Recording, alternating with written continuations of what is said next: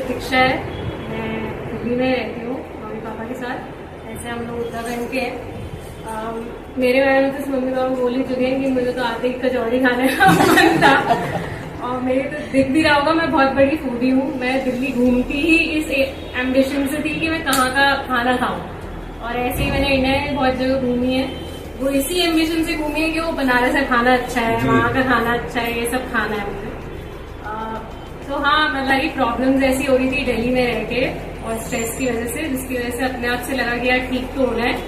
Specially इतनी young age में अगर प्रॉब्लम हो जाएगी तो फिर आगे कैसे मतलब करेंगे मैनेज, वो सबसे बड़ी प्रॉब्लम थी।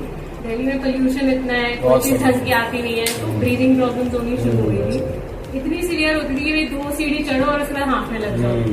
और डॉक्टर से पूछो, बोलो सिट्रिजिन खाओ, ये खाओ, दवाई खाओ। मेडिकल साइंस बोल रही है कि प्रोटीन नहीं होगा तो ऐसा हो जाएगा, वैसा हो जाएगा, और पापा तो ड्रिंक्स खा रहे हैं वही इतना भर के, तो गलत ही है।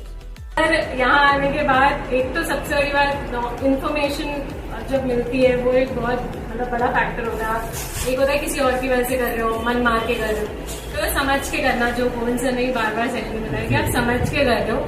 सो एक अंडरस्टैंडिंग से अलग इंस्पिरेशन आती है, मोटिवेशन आती है, फिर नहीं इतना क्रेविंग लगता।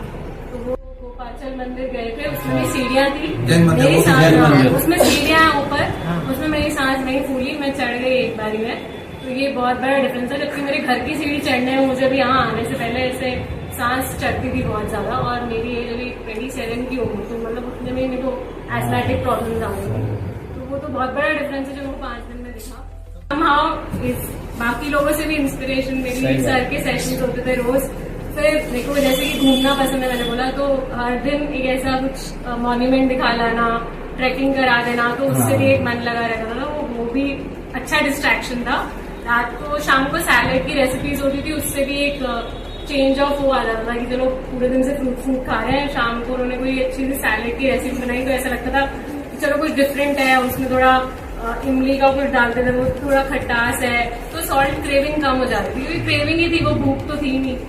तो वो सब मुझे बहुत अच्छा लगा, और मुझे नहीं विश्वास था कि मैं 5 दिन कर दूंगी, पर मैं 5 दिन कर ली। मैंने भी पापा को बहुत बोला था कि ये गलत है, मत करो, पर अल्टीमेटली जब रिजल्ट बॉडी में खुद को दिखता है तो अपने आप चेंज हो जाता है। तो I think for that specially team के लिए मैं बोलना चाहूंगी, इन्होंने बहुत मोटिवेट किया है। तो थैंक यू सो मच ये 5 days का प्रोग्राम करने के लिए। I had a very good experience, और वो यहीं आने से हुआ, इस एनवायरमेंट में रहने से। घर में मम्मी पापा करते थे पर नहीं हो पाता था, तो कई बार वो एनवायरमेंट भी चाहिए होता है कि आसपास वैसे लोग हो, तो आप कर रहे हो। उसके लिए थैंक यू।